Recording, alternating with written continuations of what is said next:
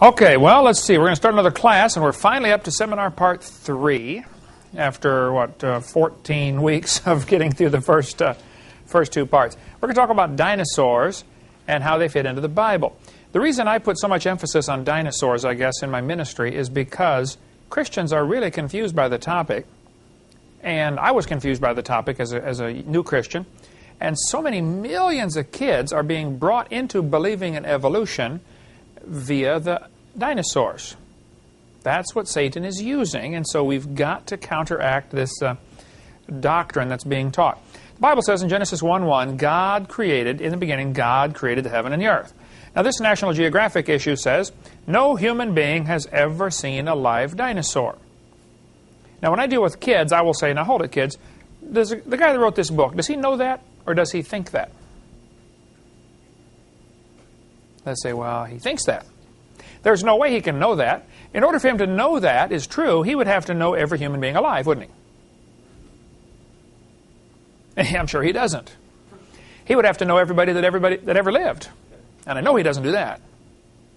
So there's no way he can know that. He can only think that is true, and it's not true at all. The Bible says in Exodus chapter 20, in 6 days the Lord made heaven and earth, the sea, and all that in them is. So if everything was made in 6 days, Adam must have seen dinosaurs. They had to be created with Adam somewhere during that first week. The Bible tells us in Genesis chapter 1 and verse number 6, God said, let there be a firmament in the midst of the waters. And we covered this earlier, how that this firmament is probably a layer of water, or the atmosphere, and a layer of water above this atmosphere. And there was also water under the crust of the earth. We'll get into a lot more of this on video seminar part 6 when we get up to there in about 40 years of how the original creation was so different and how this water that was under the crust of the earth came shooting up to the surface. And that's where most of the flood water came from. The Bible tells us in Psalm 136 and in Psalm 24 that the earth was made on top of the water. So there was a lot more water under the crust of the earth when God first made it. We'll get into that later. Anyway, before the flood came, from the creation until the flood, the world was a lot different.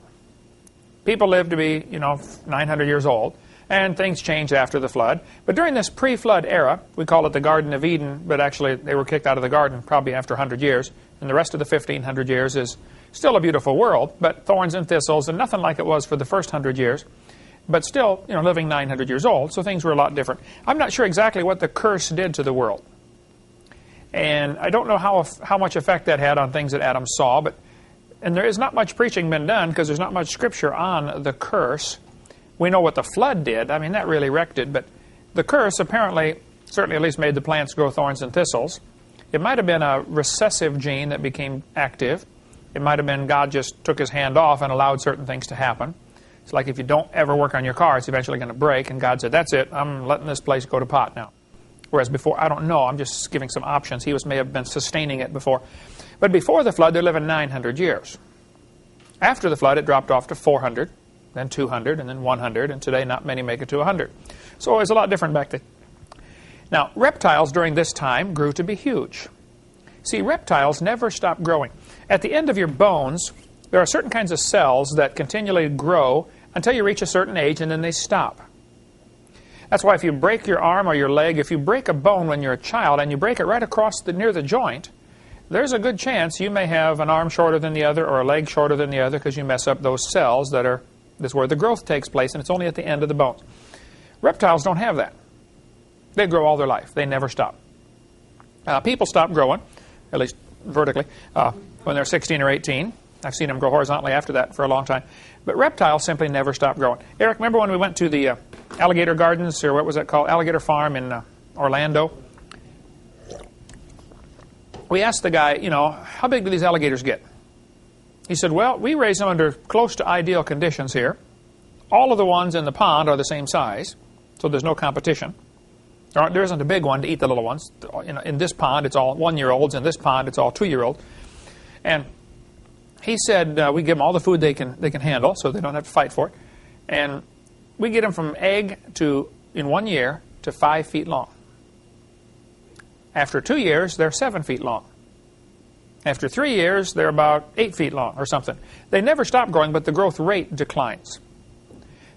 assuming this to be true before the flood, there's no reason it wouldn't be, the reptiles would grow to be huge. Dinosaurs were just big lizards in the Garden of Eden. So the obvious question comes up, do you think Noah took dinosaurs on the ark? Well, sure. People say, dinosaurs on the ark, they're kind of big, aren't they?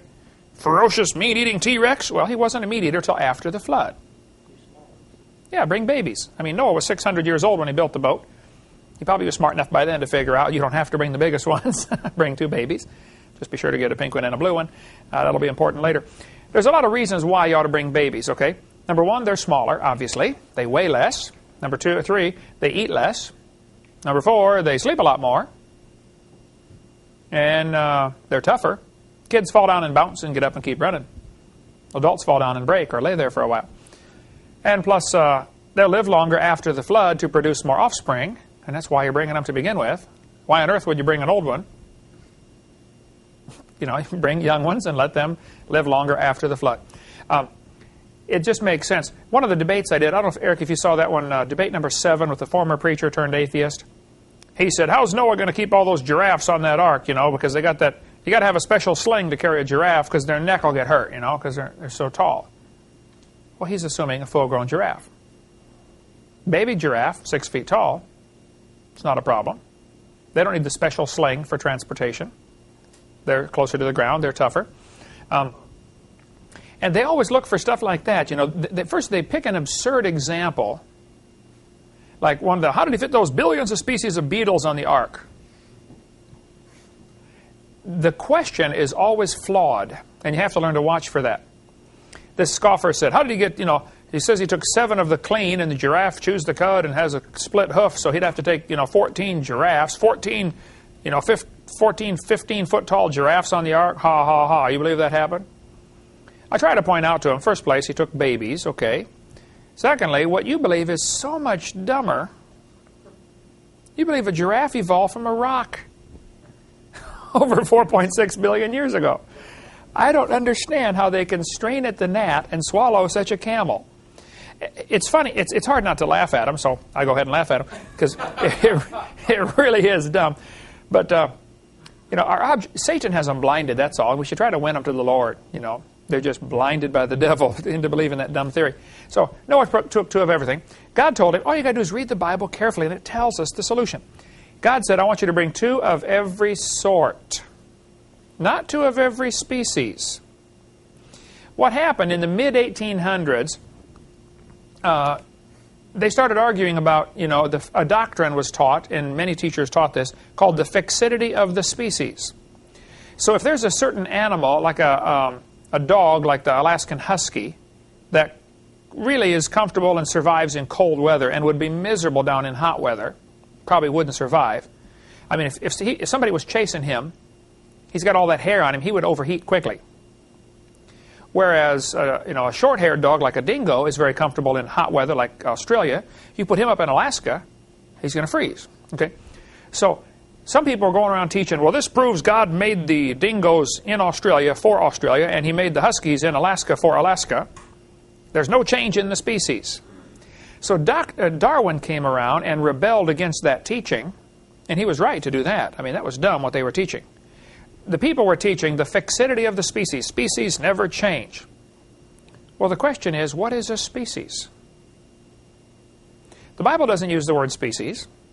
The Bible says, I want you to bring them after their sort, the same sort of animal. If you read Genesis 7, a bunch of times in this chapter, it says, bring the beast after his kind, after their kind, after his kind, after his kind. I mean, I think God wanted us to get the message.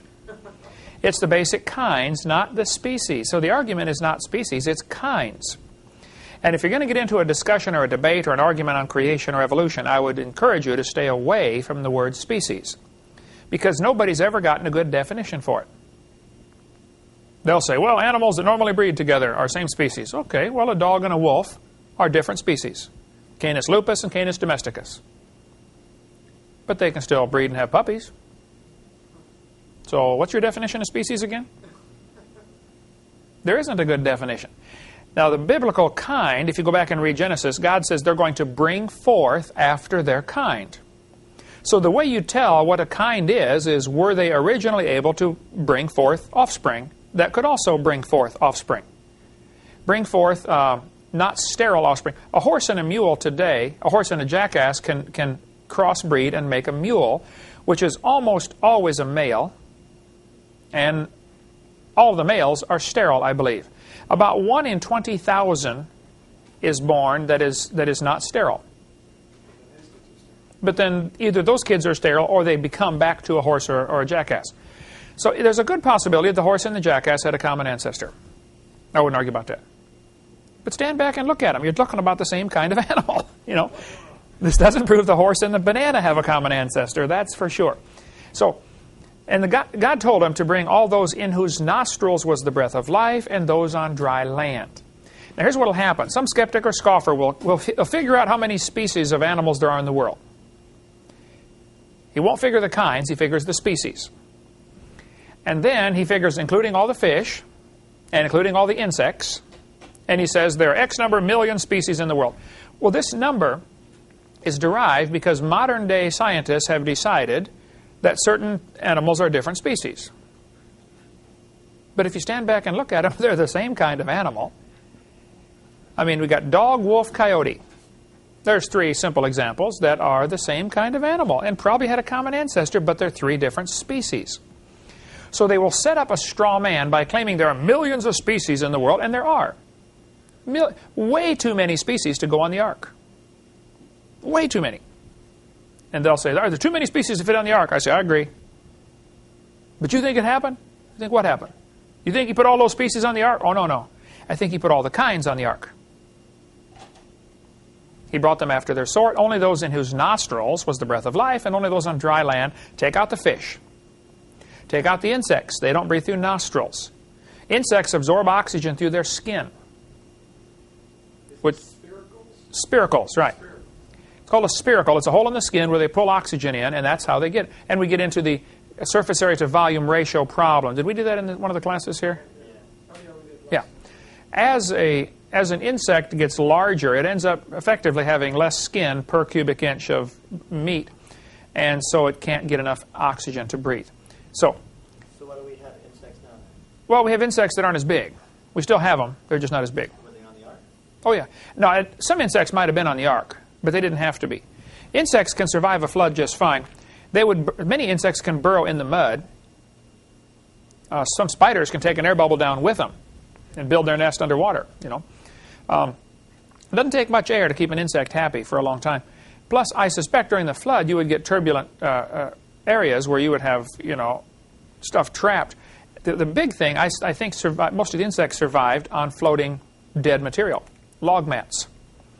Let's suppose you have a flood. Go any place where there's a flood going on, and just watch out, like in a river, raging river. There's all kinds of stuff floating down the river. How long would a person last on a log floating around? How long? If it was wild, not very long. Yeah, a week, maybe, if he's lucky, right? Sure. He's going to fall asleep, you know, so sooner or later. Now, how long would an insect last on a floating log mat? Yeah. Build a new colony. Right? Start a family. I mean, so insects survive floods. Today we have all these varieties of dogs, and they probably came from a common ancestor. It was a dog. And Noah probably never saw a Chihuahua. Most of the dogs we have today are through selective breeding because some guy decided, well, you know, I'd like to have a little bitty dog to keep in my lap. Not like yours, Jan. Your dog still gets in your lap? That big old St. Bernard, or German Shepherd? Not anymore. What is she, 100 pounds now? Or? No, she's only 75. Only 75, oh, okay. Yeah. Still, some people, like the Chinese, it's a real big deal with them to raise particular dogs for particular purposes, you know. Some dog is born with some slight deformity or something, and they'll say, you know, I really like that. Let's crossbreed that and develop this trait. And you end up with a pug, you know, the nose caved in. Looks like it's been chasing parked cars all of its life or something. And there are 250 varieties of dogs, some say 400, you know, varieties of dogs in the world today. Noah probably never saw a Chihuahua. Most of the dogs we have been crossbred or specially bred for some particular purpose, like the dachshund. Half a dog high, dog and a half long. Those were special bred to go chase something down a hole, a weasel, I think, you know, because somebody wanted to hunt weasels or whatever it was, you know. So they kept finding dogs with shorter and shorter legs, and pretty soon you got a whole species of those things. Or not a species, you got a whole variety of dog. Now, like our dog Nicky over there, he's a Canardly.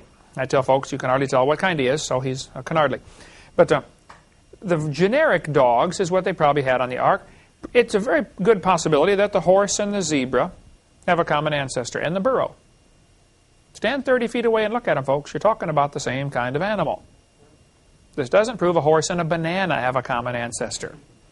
And I always use an absurd example like that to try to shock them into reality. Think, wow, you're right. What I believe is dumb. And could you be accused of setting up a straw man like that? Or no, that's really a fact. That is what they teach. Yeah. I'm not like saying, you believe this came from a rock. Some people are you're just setting up a straw man. I get them all the time get mad at me for saying that, and I say, okay, is what I'm saying correct? Do you believe we came from a rock? They have to answer. And they'll say, not directly, no. Okay, well, indirectly, yeah. Do you believe it? I'll give you all the billions of years you want. Time is not, I'll give you 50 zillion years. Do you think we came from a rock? And they have to say yes. But they don't want to say yes because then they might realize how dumb this is. Willingly ignorant is the best way I can describe it. Okay, skeptics will say, how to know if it those millions of animals on the ark? I always say, well, how many animals are there? I had a lady last week do that. Yeah. She couldn't do that. I said, how many were there? She goes, I don't know. Yeah. How many were there? I don't know. There's about 8,000 different kinds of animals, according to the Creation Ex Nihilo magazine back in '97. And I don't know how many kinds there are. I don't know how many original created kinds there were. I don't think anybody here does either. But 8,000 is a reasonable number. So he only had to bring land animals. Only bring those with nostrils. That wipes out all the bugs, all the insects. I'll bring babies. Of course, that's just common sense. Bring 2 of each kind, not 2 of each variety. So, and then the skeptics, when they say, I couldn't put all those animals on the ark, the 2 questions I ask them, how many were there? How many animals were there? They say they don't know. And I say, how big was the ark? They say, we don't know. All we know is he couldn't do it. Oh, I see. That's real objective science, They don't even know what they're talking about. They just really don't like the idea of a Bible that is accurate because, that might mean they're in trouble someday. It really is a either conscious or subconscious desperate attempt to eliminate God's authority in their life. That's why the scoffers are willingly ignorant of the creation and the flood. They just don't like the idea that God has the authority to judge sin. Well, I'm sorry, He does, and He's going to do it again. And you better get ready for it. So, the skeptics believe, of course, 20 billion years ago there was a Big Bang, and 4.6 billion years ago the Earth cooled down, and then it developed a hard, rocky crust as it cooled down, and it rained on the rocks for millions of years. This is what the textbooks teach. Millions of years of torrential rains created the oceans. And swirling in the waters of the oceans is a bubbling broth of complex chemicals. Progress from a complex chemical soup to a living organism is very slow. Well, I guess it is. So slow it's stopped. Doesn't even happen. Nobody's ever seen it happen. Now, for years, people have done experiments and proven that non-living material does not come to life. That is called spontaneous generation. That'll be a good quiz question, Becky. Spontaneous generation is the belief that non-living material can come to life. 200 years ago, there were formulas in books how to create mice. Put a bunch of old rotten rags and wheat in a corner of a building and leave it for 3 weeks, and it will turn into mice. Well, duh. Okay. Let's say take a piece of rotten meat, set it outside for 4 days, it'll create flies. Flies are created by rotting meat. That's what they taught. Well, of course, Francisco Redi and Louis Pasteur came along and did their experiments and proved, hey, folks, it doesn't happen. It doesn't happen, okay? Non-living material does not come alive. But here's a textbook in 1994 teaching the kids progress from a chemical soup to a living organism is very slow. Now, this is sheer baloney. Now, he's welcome to believe that. I don't care what this author believes. But that's not science. That doesn't belong in a science book, that's for sure. Here's a college textbook. Look what it says. The first self-replicating, in other words, able to reproduce, the first self-replicating systems must have emerged in this organic soup. Now, you have to watch. In evolutionist literature, they use that word emerged all the time. Man emerged from the apes. Life emerged from the soup. What does that mean? I mean, explain that to me, would you please? So what happens is they're able to psychologically hide behind that word emerged. Well, it must have happened, you know. We emerged. It's meaningless. Doesn't mean a thing. It's not empirical. There's no scientific data to back this up. Nobody's ever seen non-living material come alive. Nobody's ever seen soup come alive. It just doesn't happen. So they believe, 20 billion years ago, Big Bang. And I will try to be sweet about it, but it's so fun to be sarcastic, I guess, that I have a blast.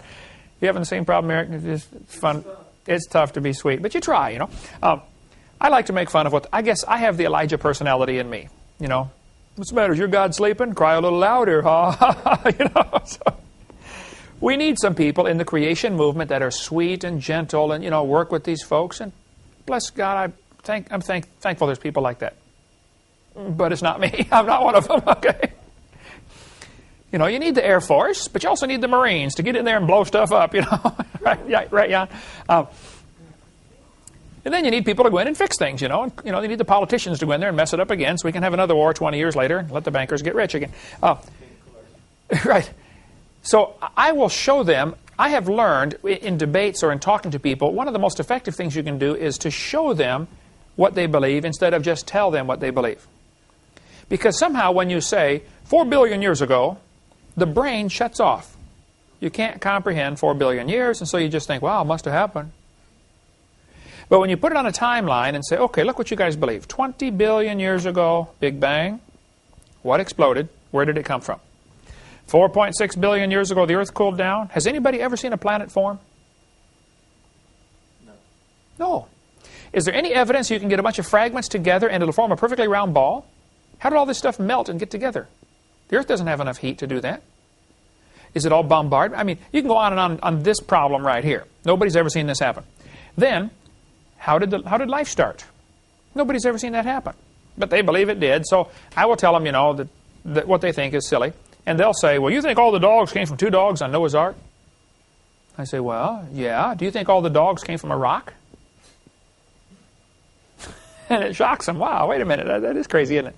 Here's the evolutionist life verse, Saying to a stock, thou art my father, and to a stone, thou hast brought me forth. Here's my dad's life verse. Lord, have mercy on my son, for he is lunatic and sore vexed. Amen. So, here we have a flood in the days of Noah. Where is the evidence for this? The Bible says in Genesis chapter 6, the earth was corrupt before God. And the earth was filled with violence, and God looked upon the earth, and behold, it was corrupt, for all flesh had corrupted his way upon the earth. And God said to Noah, everybody's corrupt, the earth's full of violence, I'm going to destroy the world, build an ark. So Noah said to the boys, hey, go for wood, we're going to build us a boat. And so they went for wood. Well, go for wood. People have argued what go for wood is. Some people think it's white oak. I don't know. Other people think that word means laminated. Make the ark out of laminated wood. If you cross-grain wood, you turn it cross-grain to itself, it becomes much stronger. The guys who do karate will tell you, if you're going to break a board, if you break it with the grain, it's not hard. Get 2 boards cross-grain to each other and break it. Break a half-inch piece of plywood. Or remember when Robbie, we told him to rip that plywood for us. He was working for us. Poor guy, he didn't know what we meant. It's just a term used in construction. Rip this plywood, or sheet of plywood. We came back, and he a huge, strong guy. He had actually ripped about that far down the sheet of plywood. I said, what have you done? He said, you told me to rip the plywood. I don't see how you guys do this so straight. It was so funny. Robbie, we use a saw, Some people think gopher wood means laminated. I don't know. Okay, we'll find out when we get to heaven. But after the flood was over, Noah's son Shem had a boy and named him Arphaxad. Now, who on earth would name a kid Arphaxad? I don't know. But Shem did. Now, don't you think Arphaxad, one day, he got big enough. He started to become aware of the world around him. It's neat when that happens to kids. All of a sudden, it's like, thumb. They'll look at it for hours. Where did that thing come from? Has that been there all along? Or foot, wow. Anyway, I'm sure one day Arphaxad got big enough. He's sitting on Grandpa Noah's lap, and he looks around. He says, hey, Grandpa Noah, how come we're the only people in the whole world? eventually that thought's going to cross his mind, don't you think? Where is everybody? And Grandpa Noah is going to tell him the story about the flood. I am convinced that Adam and Eve were able to tell the story of the creation to many generations. I wouldn't split a church over it like some people would, but I don't think Adam and Eve had a belly button. That would be a great object lesson for the great-great-great-great-grandkids. Hey, kid, come here, look at this. Wow, Grandpa, how come you don't have a belly button? Well, let me tell you a story, son, you know. It's just an object lesson. I suspect they didn't. There's no reason for them to have one. By the way, it's the fad in California now. They go to people who do ear piercing and body piercing and all this. They have some kind of surgery. They eliminate your belly button. It's gone. They say you can't tell it was ever there. I think the trees would have had rings because trees give the laminate effect. If God created trees with rings, ex nihilo, yeah, they would have had rings. So Adam probably had an navel. Navel then. That's why the church in California split over that question. Did Adam and Eve have a belly button? And the one church, they went across town and started a new church, of course, called the Church of the Navelites. Like I said, I wouldn't split a church over it. I wouldn't preach it as doctrine, but I think it's interesting. Anyway, Noah then is going to tell the story to our fact set about the flood, or Shem would. Actually, Noah and Shem lived long enough to tell the story to a whole bunch of their grandkids. Now, Shem lived long enough to know Abraham, Isaac, and Jacob. There is a question of whether he knew Jacob or not. And Eric, you might be aware of the controversy here. How old was Terah when Abram was born? He was either 70 or 130. We might have to shift the last three, Isaac, Jacob, and Joseph, shift them over 60 years because of other references in Scripture. Okay, if you read in a timeline, on my timeline that I have, my chart, there are some reference notes here about this. And Henry Morris has a good note about this discrepancy of 60 years in one of his books, which is referred to in here. Doesn't matter. Certainly Noah. Either way, Shem lived long enough to know Abraham and Isaac and possibly Jacob. Okay, depending if you shift the chart over to 60 years or not. But just somebody will get a hold of you someday and say, oh, that's not accurate, because, you know, they'll give you some other reference of how old somebody was. And by the time you chase down all the genealogies, it still is a little confusing, but it possibly should be shifted over 60 years. I don't know. It's not a big deal. Anyway, the story of the flood is going to be passed down generation after generation, and they can all go back and verify it with Noah. I mean, he's still alive. So today, 4,400 years later, there are still 270 surviving flood stories that have been found. That'll be a quiz question. How many flood legends have been found? Those are 270. 270 existing flood legends from cultures all over the world. And when you read them, it's amazing to see the similarity between the biblical account and these flood legends 4,400 years later. For instance, the Hawaiian legend says, long after the death of Kunihana, the first man, the world became a wicked, terrible place to live. There was one good man left. His name was Nu'u. He made a great canoe with a house on it, filled it with animals. The waters came up over all the earth and killed all the people. Only Nu'u and his family were saved. Now here we have a legend that is very similar to the Bible. You have one family saved in a great canoe full of animals from a flood. The Chinese, the oldest known story I believe in China, is called the Hai King Classic, which tells about a guy named Fu Hai that they say is the father of their civilization. The story goes that Fu Hai, his wife, 3 sons, and 3 daughters escaped a great flood. After the flood, they were the only people left on earth, and they repopulated the world. So here you have a story with one man, 3 sons, and 3 daughters, and his wife, 8 people, saved on a boat from a flood. I don't know that the Fu Hai story mentions the animals, but it would tie in. The Toltec Indians in Mexico, their oldest... Do we have a book that sells these stories? This is in the book Dinosaurs by Design, the red hardback book, right there, by Dwayne Gish. These are where I got these pictures from. The Toltec Indians in Mexico. Now, he only has a few of the stories, okay? A guy called me a few weeks ago that is collecting as many stories as can be found. He's going to publish a book with all just the stories in it. Somebody keeps sending me every couple months, they send me, because they're doing research, they're spending their lifetime researching Tower of Babel stories. Indian cultures that will say, oh yeah, there was a time when everybody spoke one language, but now we all speak different languages because, and sometimes the stories get kind of wild, because somebody, cut off a snake's head and the snake, bit him on the foot and said, now you're going to speak a new language.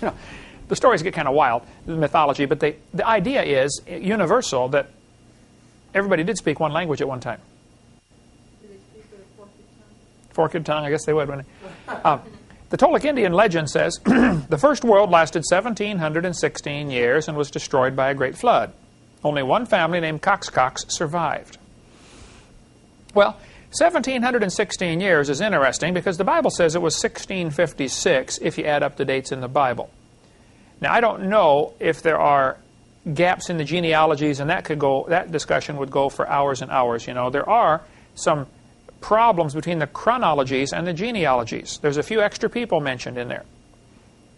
And if you read Henry Morris's Defender's Bible, he's got great explanation for that. Sometimes it says, Abraham was the father of David.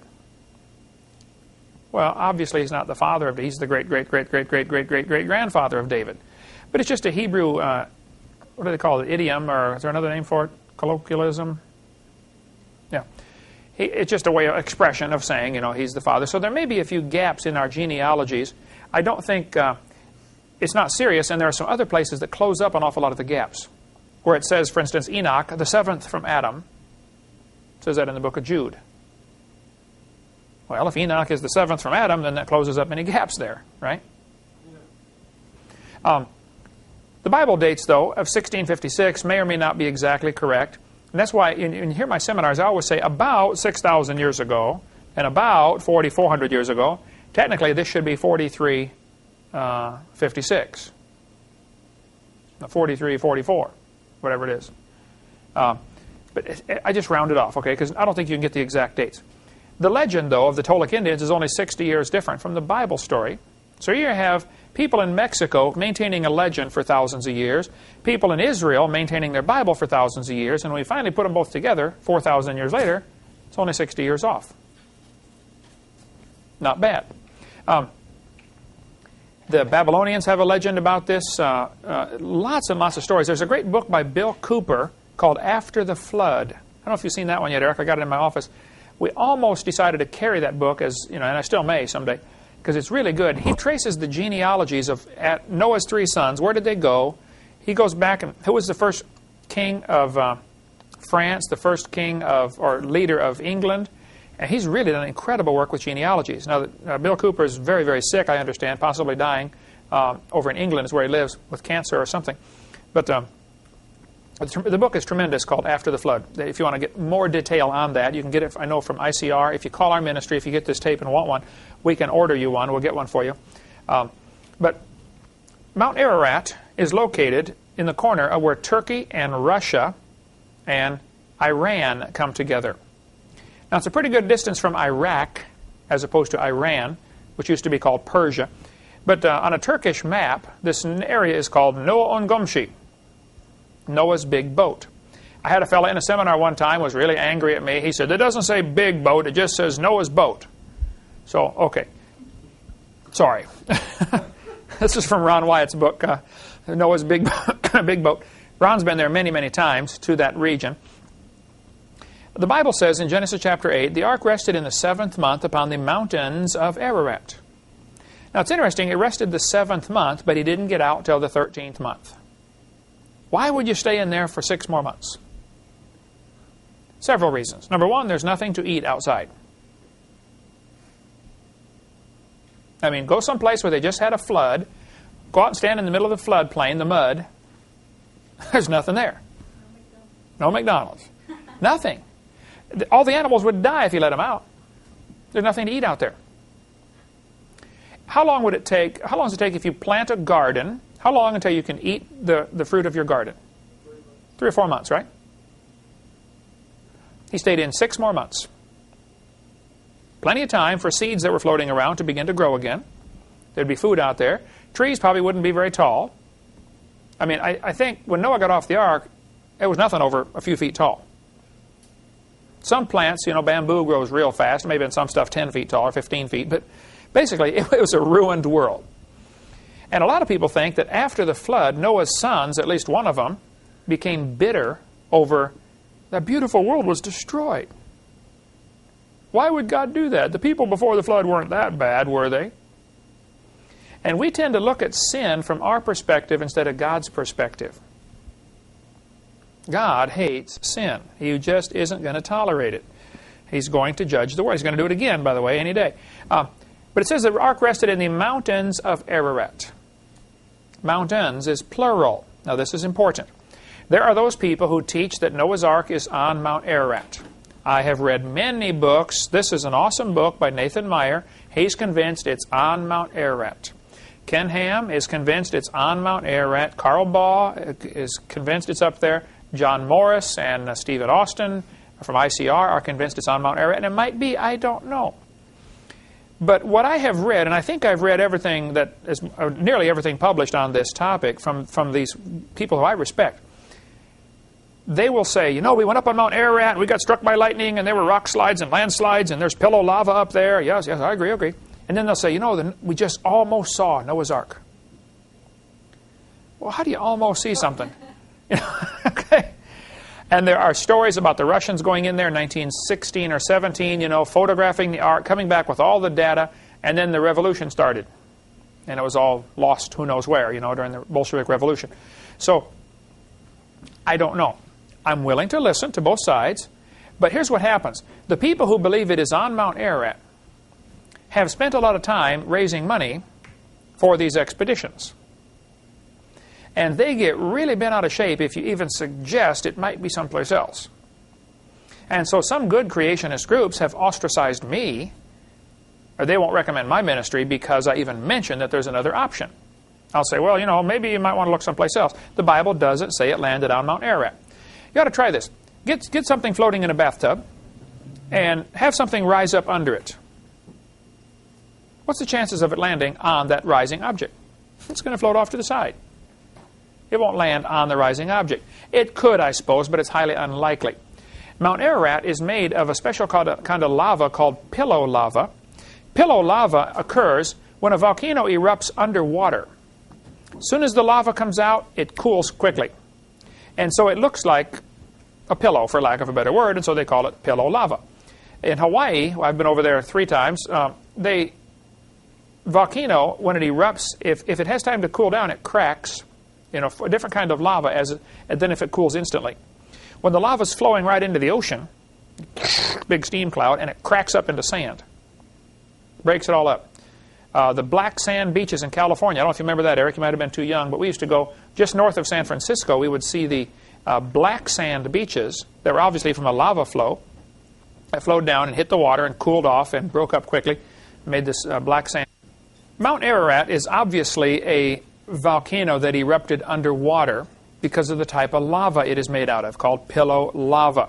And there are some folks who are convinced it's up on Mount Ararat. I think it is possible that as a volcano is rising up or as the mountains are lifting up, that the ark would get snagged on the side as it comes up, but I think it's unlikely. It is more likely that an ark would come to rest in what is called a nested area. If the mountains are lifting up under the water, if there is a small pool that slowly drains off, surrounded by a ring of mountains, that's called a nested area, it's more likely for a floating object to get caught there and settle out in a plain somewhere. Many people think this is Noah's Ark right here. This is a boat-shaped object. It is 17 miles away from Mount Ararat. Now, Ron Wyatt was a good friend of mine. He died about a year and a half ago. His website, WyattMuseum.com, has all sorts of data on this topic if you want to study this object right here as being a possibility for being Noah's Ark. Richard Reeves is a friend of mine. He took over for Ron Wyatt. He has been there many times. There's a picture of Richard with Mike and I out by the climbing wall. Richard and his family have been down here several times, and they've got a museum up there just south of Nashville that is worth stopping and seeing if you want to see the museum, Wyatt Museum. The guys who think it's down in the valley, this is information about the ark down in the valley, okay, if that's it. They say it has collapsed in on itself and folded out to the side. Now this term, Eric, you might want to learn, when a boat falls out to the side, it is splayed. S-P-L-A-Y. Splay is a boat will, if the boat isn't built just right, it'll just fold out to the side. You don't want that to happen while you're swimming or floating around in it. But an old wooden boat, when people mention about Noah's Ark, I say, first of all, let me explain. It's been 4,400 years. I'm not sure anything is left of a wooden boat. Maybe nothing. Maybe there is no ark. There's a possibility that for the last 4,000 years, people have been going there breaking off pieces to take home for a souvenir, and it's gone. Like the Catholics, when they become a priest, they will get a piece of the original cross of Jesus. Well, somebody figured out there's enough pieces of the cross of Jesus to build about 4 cities now. He was strong carrying that thing up the hill. I don't know. The best 2 possibilities seem to be that it's on Mount Ararat or it's down in the valley. Now, there's a third group that says it's over in Iran. It's not even in Turkey. It's in a different country. There's a series of mountains over there where they think it is. Now, Bob Cornuke has spent a lot of time searching over there. He thinks it's over in Turkey in this mountain range, only because of the verse that says they journeyed from the east to the plains of Shinar. And he says if you're going to journey from the east to the plains of Shinar, you have to go from Iran to Baghdad, which is where the plains of Shinar are. Shinar were. They are still are. Anyway, he's assuming, of course, by that when they built the Tower of Babel, they stayed right where the ark was. By the time they get to where they journeyed over to build the Tower of Babel, this is 200 years later. I don't think they stayed right at the ark for 200 years. I mean, they could have walked over to Iran. It's not that far away. Okay? And then journeyed to the east. So I don't know. I don't know where the ark is. But Ron Wyatt's site is pretty convincing to me. They found iron rivets in that region. Of course, we know they had iron before the flood came. Tubal-Cain was an artificer in brass and iron, the Bible says. And it could be they actually bolted the ark together with the big rivets. Ron had several of them. I held them in my hand. It looks like, just like you would do a rivet today, a large steel pin, maybe an inch diameter, where you put a big washer over it and then beat the head to round it out. And it squeezes the wood together and it can't come apart. This is typically how a rivet is done. When I worked at General Motors, I ran the rivet gun for a while, putting the frames of the trucks together. You drop this pin in, about as big as your thumb. It's already got a round head on one side. You drop it in the hole, and you get this big machine that's held up by a little crane, and you have a motor, you can control it. It's like a big C-clamp. You put it over the rivet, and it squeezes it down into a ball on both sides of the metal, like a pop rivet, only this is as big as your thumb. And for jokes, some of the guys at General Motors would take just the rivet gun, put a rivet in it, and squeeze it, and it squeezes it into a perfect ball, or close to a perfect ball. But it's red hot. All that pressure produces heat. Then you toss it to somebody. Here you go. That happened all the time at General Motors. I'm sorry about that. I didn't do it, of course. The other guys did it. But anyway, these rivets that are found up there are very convincing that they are indeed from Noah's Ark. And the skeptics will always set up a straw man and they'll say, like the former preacher turned atheist. He said, Noah couldn't build a wooden boat that big, and they didn't know how to work with iron back in those days. They were dumb. They couldn't do it. Yeah, in other words, I'm smart, everybody else is dumb. That's what he's trying to say. And that's always what it boils down to. The government of Turkey studied the problem carefully. They own the property. And they are convinced that this is Noah's Ark down in the valley. Now, the guys who think it's up on the mountain are coming back and they're saying, well, the reason they said that is because they don't want people coming over here looking for it. So they just said this to keep people out of the country. That's their excuse. You need to be aware of that. The Turkish government even built a visitor center there. Apparently, it's not a safe place to go now, though, because people are getting killed there because of all the Kurds that got driven out of Iraq are now living up in that region. They're nomads, have no place to live, refugees. Creation Ex Nihilo magazine has published several very nasty articles claiming this is not Noah's Ark down in the valley, and they give all their evidence. When this article came out in the Creation magazine, the first thing I did is, I think, what any Christian should do. They were in this magazine blasting Ron Wyatt, saying it's not Noah's Ark.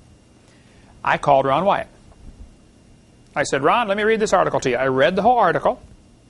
He was able to answer every objection. One of the things they show in this magazine, and I recommend Creation Magazine. You know that. I mean, we love it. It's a great magazine. I encourage you to get it. But they have blasted this other site of Noah's Ark several times in their magazine. because they've spent a lot of money looking for it on Mount Ararat.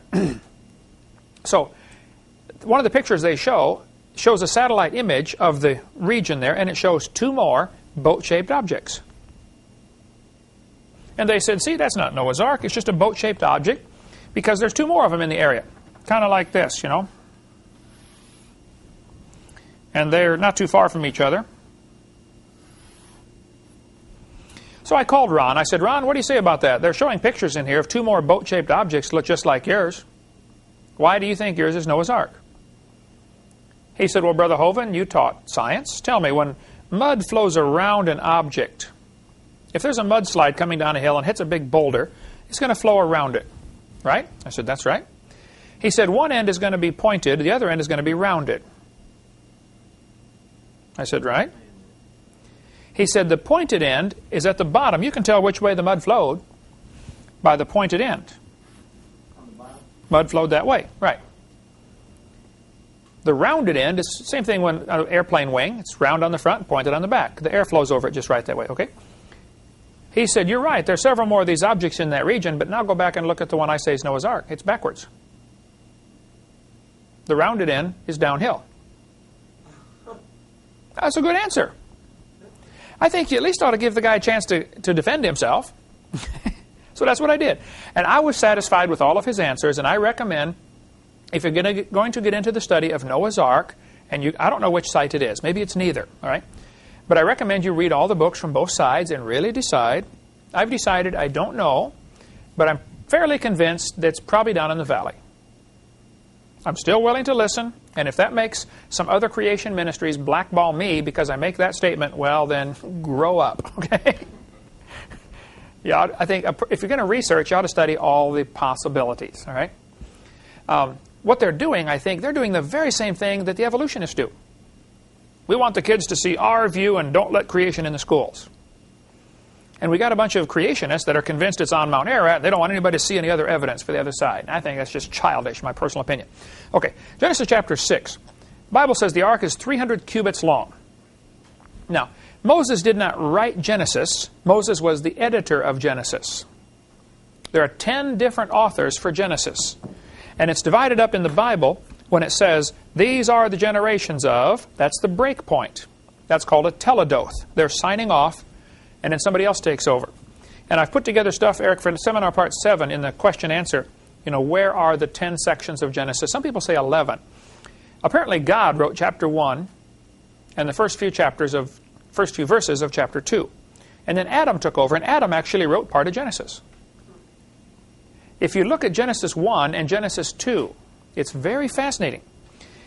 Every time, I think in Genesis 1, in the 31 verses, it refers to God 31 times. And it says, God, every time. When you get to chapter 2, it says, Lord God, every time. Interesting. There are very obvious changes in style at 10 different times in Genesis. Terry Pruitt, I've debated him 3 times now. He's a Genesis scholar, and he says there are 4 different authors to Genesis, and they were all just doing it for political purposes. It's a bunch of priests got together and tried to say Moses wrote this book. The Bible never claims Moses wrote Genesis. The Bible claims Moses wrote Exodus, Leviticus, Numbers, and Deuteronomy. And the first 5 books are called the Pentateuch, or the books of Moses. But that's because Moses edited Genesis. He took the clay tablets that were probably passed down. Probably Noah took the first few chapters on the ark with him. Clay tablets that he got from Adam or Methuselah or somebody. Methuselah lived long enough, and is probably the key character. He lived long enough to know Adam for a long time, and he knew Noah for a long time. He would have been a perfect overlapping person to know both, and say, here's the tablets I got. These are the sacred records. Protect them. All you got to do is scratch on a piece of clay and then let it bake in the sun, and it's permanent pottery, And that's how a lot of stuff was preserved. Okay. The Bible says the ark is 300 cubits long. Since Moses was the editor of Genesis, he probably used the Egyptian cubit.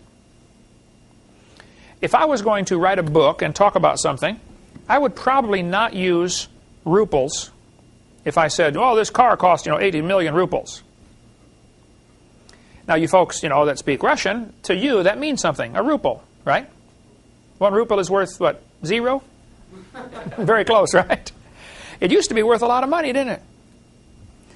Economies change all the time, you know. Our dollar today is equal to 3 cents of what it was just not even 100 years ago. 100 years ago, 3 cents would buy what a dollar buys today. 1 ounce of gold. An ounce of gold costs, $300, $400. Okay, the price varies all over the place. For $400, you can buy a nice, tailor-made suit. You can go have a custom-made suit and a brand new pair of shoes for $400, right? 1 ounce of gold. 150 years ago, when the cowboys were settling the West, 1 ounce of gold was $20. And with that, you could buy a tailor-made suit and a new pair of shoes. See, the price of things has not gone up. The value of the dollar has gone down. That's all that's happened. It still takes an ounce of gold to do the same thing it did 200 years ago. This is a stabilizing factor. And when our country went off of the gold standard, that was the beginning of the end financially. I don't normally carry one with me. I just brought one, and we're teaching on it tonight in class. The 300 cubits, though, Moses probably used the Egyptian cubit because that was what he was raised with. A cubit is from your elbow to your fingertip. So that'll be a quiz question. What is a cubit? The way we get standards of measurements are interesting. An inch, for instance, was the width of somebody's thumb. Hang on. There. A foot, for instance, was the length of somebody's foot. You know, and a yard was from your fingertip to your nose. For somebody. It's not mine. Mine's longer than that. Okay. They finally standardized things a little better than that. It's a little easier to have a standard measurement. But object down in the valley is 300 cubits long if you use the Egyptian cubit, which is 20.6 inches. The standard Hebrew cubit is 18 inches. Mine is 21 inches. So this is that's what a cubit is. So if that's Noah's Ark, it certainly is the right size. That makes it about 2/3 as big as the Titanic. So it was a very large boat. Around the Ark, around this region down in the valley, they found, I believe, 12 so far of these rocks have been found. These rocks weigh 9,000 pounds, roughly. They are sort of a teardrop shape, almost like they've been shaped for a particular purpose. They have a hole drilled through the top, and the hole is curved. I've drilled a lot of holes. I've built a lot of houses. I don't know how you drill a curved hole through a rock, but they did. Apparently, and by the way, the bigger the rock is, the bigger the hole is. The theory is that it's probably to hold a rope. Bigger rock, bigger rope, of course. And the rope was hanging this rock over the side of the boat down into the water. This is called a drogue stone. The purpose of a drogue stone is to keep the boat from shaking around when the waves go by. Shock absorbers. Today in the Navy, they have water, that's not the name for it, they call them drogue chutes, a parachute. If it really gets stormy and the boat's shaking around, you shoot these things down into the water with a chain on them or something, and the parachute, like an umbrella, opens up in the water. And when the boat tries to tip this way, the parachute helps to stop it. It slows it down. So by having a bunch of rocks all around the boat would be a nice smooth ride. Even though the storm is, moving things around. The other advantage of this is, if it really gets windy, the rocks are going to drag behind you because the wind is going to push this boat and it will always turn it perpendicular to the waves. The danger of a boat in big waves is if the boat is going this way and the wave hits it from the side, it'll roll the boat over. This is called capsize, to roll over. When big military ships today get into a storm, they turn the boat and head into the wind.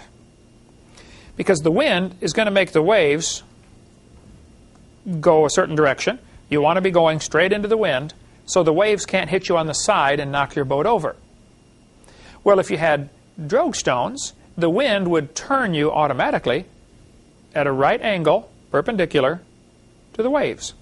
You can't capsize. One scoffer said, well, if you had all those rocks hanging all over the boat, wouldn't that slow them down? He wasn't trying to go anywhere. Where was there to go? He's just trying to float, okay? I think if I was Noah, I'd make my ropes long enough to have those rocks touch the bottom. Float up, survive for 7 months, float back down. Otherwise, you don't know where you are when you land. Not that it mattered, there's nobody to go visit, but he probably had these rocks long enough. One scoffer I debated said, you can't have a boat that big because when they tried to build a boat with 6 masts, called a 6-master. If you don't know, a sailboat has the pole sticking up out of it. That's called the mast that holds the sails. Most of the old ships had 2 or 3 of these masts. You know, you see these huge poles with all the sails on it. One company, back 1850 or something, tried to build a huge wooden ship. It was 330 feet long, I believe, and it had 6 of these masts sticking up. The reason we have these big trees right around here in Pensacola, the Spanish planted a lot of these trees. They're called live oak because the wood doesn't rot. Eventually it does, but it's very rot resistant. And it's extremely strong. They keep their leaves all year round. They slowly, you know, they're always green. These live oaks are great for building the mast of a ship. Extremely strong, and they would, of course, trim off the branches as they grew and make them grow straight to get a good straight log for the mast of the ship. Well, this scoffer said they built a ship that had 6 masts, and they took it out in the ocean, and it was just so big when the waves came up, the wave would lift up the middle of the boat, and the ends are bending, and it kept bending and bending and bending, and pretty soon it started leaking everywhere. And he said, see, you can't build a boat that big. Well, Noah's Ark didn't have any masts, for one. It's not trying to sail. It's just built to float, right? Secondly, God gave him the blueprint. God told him how to build this boat. It was probably reinforced with iron. And the scoffers always assume, of course, there's no iron in this Noah's Ark. And if Noah's Ark had a moon pool, it would solve the problem. I don't know that it had one, but it certainly could have. A moon pool is a hole in the floor with walls built up inside. And when you go over the wave, the water goes up and down inside that hole. And it does the same thing that a piston does. As it goes up, it'd push all the air out of the boat, or some of it, just like your lungs do.